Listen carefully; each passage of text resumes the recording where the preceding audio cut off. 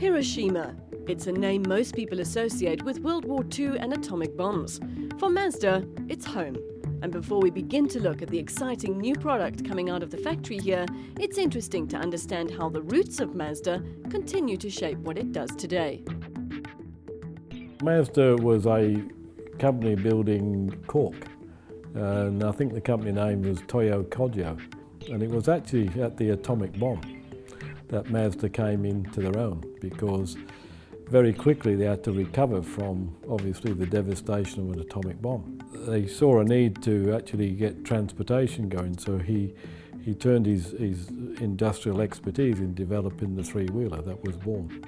And it wasn't until 1960, I think, that was the very first car that they built, which was the R360. And I think then into the 60s we put a rotary engine into it and we called it the Cosmos. So that's our humble beginnings, the 360cc engine. It's cars like this that you'll find at the museum at Mazda's headquarters in Hiroshima. It's a rich collection of all sorts of Mazdas, from the early models to the famous rotary engine cars, and even the 787B that won the 1991 24 Hours of Le Mans. There's quite a history behind this Japanese brand, and things have morphed quite substantially over the years. They made a lot of mistakes. I mean, twice the company's been almost bankrupt and had to be bailed out by someone else. And if you look at the history of Hiroshima, the people rose out of the ashes. They defied convention, and that's built into the DNA of Mazda. I think Mazda's got more global. They've understood the markets.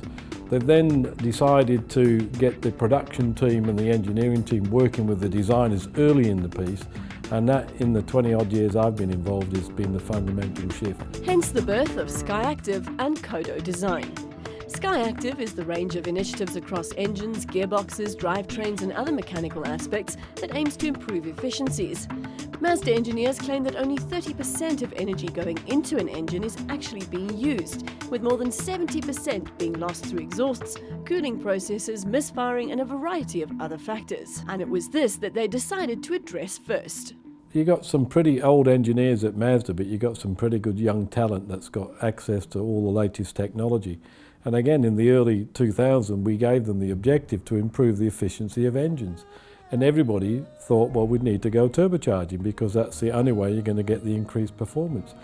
And our engineering, remember, they haven't designed anything. They've just decided to look at the algorithms involved in what this meant. And cleverly, by moving the engine 4 degrees to the rear and improving combustion efficiency, they planned to build turbocharged engines, but when they ran them on the test rig without any artificial aspiration, they were hitting the torque and power values of a turbocharged engine. They surprised themselves. Technology and efficiency is one thing. The other major factor that's giving the Mazda brand a new lease on life is the Kodo design language. Kodo design is the athletic form of the vehicle, and it's taken from an animal like the cheetah, and it's the launching platform of the hind quarter of a cheetah.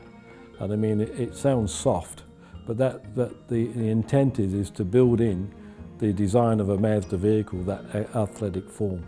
It started in 2008, and it's been introduced simultaneously across our next generation vehicles.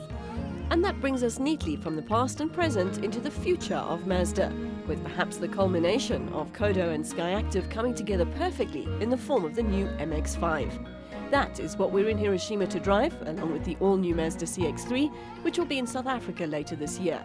We'll bring you a closer look at both of these models and our initial driving impressions next week on Ignition GT.